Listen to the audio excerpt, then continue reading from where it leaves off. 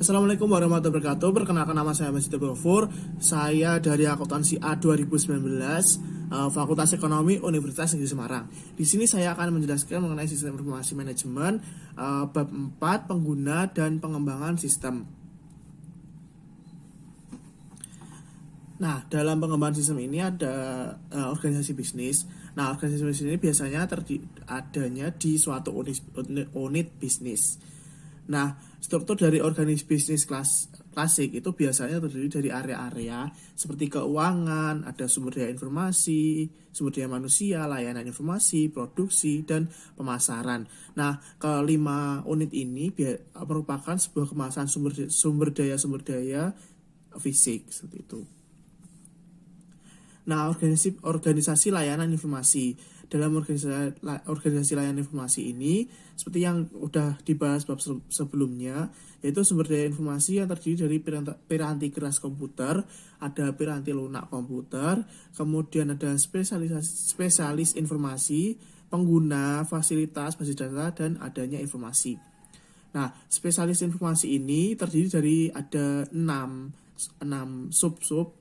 Yang pertama yaitu analisis sistem, kemudian ada administrator basis data, ada webmaster, ada spesialis jaringan, kemudian ada programmer, ada juga operator. Nah, struktur organisasi layanan informasi ini terbagi jadi dua jenis, yaitu yang pertama ada tren dari struktur tersentralisasi ke desentralisasi. Yang kedua ada struktur organisasi inovatif. Bedanya apa? Kalau bedanya sebenarnya ini kurang lebih sama, cuma kebalikannya. Jadi tren yang pertama ini adalah kebalikan dari tren kedua, seperti itu. Nah, komputasi pengguna akhir. Dalam komputasi pengguna akhir ini ada 4 alasan kenapa timbul komputasi pengguna akhir ini. Yang pertama yaitu adanya dampak pendidikan komputer, kemudian murahnya piranti keras, kemudian ada antrian informasi atau antrian layanan informasi, kemudian piranti lunak siap pakai. Nah, pada komputasi pengguna akhir ini juga ada keuntungan. Ada 2 keuntungan, yaitu yang pertama menyamakan kemampuan dan tantangan. Maksudnya itu kalau jika di kedepannya itu ada tantangan berat, itu bisa disamakan dengan kemampuan yang ada. Kemudian ada yang kedua, mempersempit jarak komunikasi. Nah, pada komputasi pengguna akhir ini juga memiliki resiko. Nah, resiko ini terbagi jadi 6 resiko. Yang pertama ada sasaran sistem yang buruk, kemudian ada sistem yang dirancang dan didokumentasikan, kemudian penggunaan sumber daya informasi yang tidak efisien, kemudian ada tiga hilangnya 3 komponen penting, yaitu yang pertama ada integritas data, kemudian ada keamanan dan kendali. Pengguna sebagai suatu sumber daya informasi. Pengguna dari sistem informasi perusahaan adalah sumber daya informasi penting yang dapat memberikan suatu kontribusi nyata dalam mencapai sasaran strategis dan meraih keunggulan kompetitif gitu. Nah, hal ini terutama berlaku ketika pengguna secara efektif atau aktif ikut berpartisipasi dalam pengembangan sistem dan memperhatikan komputasi pengguna akhir. Kriteria pendidikan, pengetahuan, dan keahlian yang dibutuhkan untuk karir di bidang layanan informasi. Nah, pengembangan sistem informasi membutuhkan pengetahuan dan keahlian tertentu. Spesialis informasi menerapkan pengetahuan dan keahlian secara kontinu atau berkelanjutan. Nah, pengguna menerapkan ketika mereka pernah ikut terlibat dalam komputasi pengguna akhir. Nah, dalam apa yang dibutuhkan dalam karir bidang layanan informasi ini, yang penting adalah ada 2, yaitu pengetahuan pengembangan sistem, kemudian keahlian pengembangan sistem. Jadi dua syarat ini harus ada. Jadi kalau kita mempunyai pengetahuan akan pengembangan sistem itu, kita juga harus memiliki keahlian dalam mengolah pengembangan sistem itu.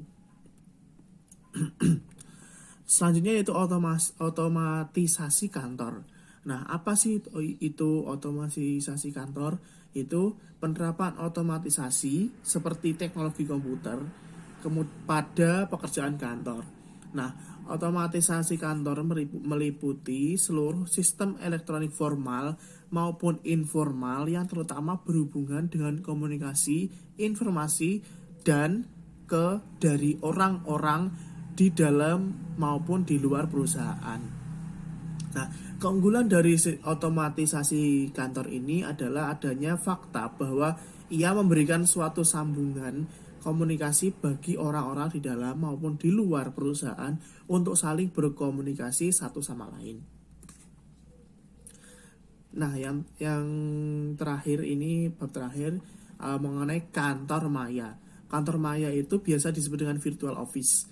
Nah, konsep kantor maya ini mengakui bahwa pekerjaan kantor dapat dilakukan hampir di semua lokasi geografis selama tempat kerja tersebut terhubung dengan satu atau lebih lokasi tetap perusahaan oleh suatu jenis kemampuan elektronik atau kemampuan komunikasi elektronik. Nah, ada ada dua konsep dari kantor maya ini. Nah, konsep ini diawali dengan telecommuting, yang berarti itu sebagian pegawai bisa tidak bisa absensi atau hadir tanpa fisik. Artinya secara virtual seperti itu. Tapi hanya bagian-bagian tertentu saja. Nah, konsep kedua ini udah disempurnakan lagi. Jadi bagaimanapun caranya karyawan ini hadir secara virtual, datang ke kantor hanya saat dibutuhkan saja, seperti itu. Keuntungan dan kerugian dari kantor maya. Ada 4 keuntungan dari kantor maya. Yang pertama, ada biaya peralatan yang lebih rendah, ada biaya fasilitas yang lebih rendah juga, kemudian ada kontribusi sosial, dan yang terakhir ada berkurangnya penghentian pekerjaan. Nah, sedangkan kerugian ini hanya ada 2, yaitu moral yang rendah karena tidak sering bertemu itu, kemudian ada kekhawatiran akan resiko keamanan. Baik, itu saja yang dapat saya sampaikan. Apabila ada kurang lebihnya saya mohon maaf. Jumpa lagi di bab selanjutnya, yaitu bab 5. Silakan nanti ditonton ya. Wassalamualaikum warahmatullahi wabarakatuh.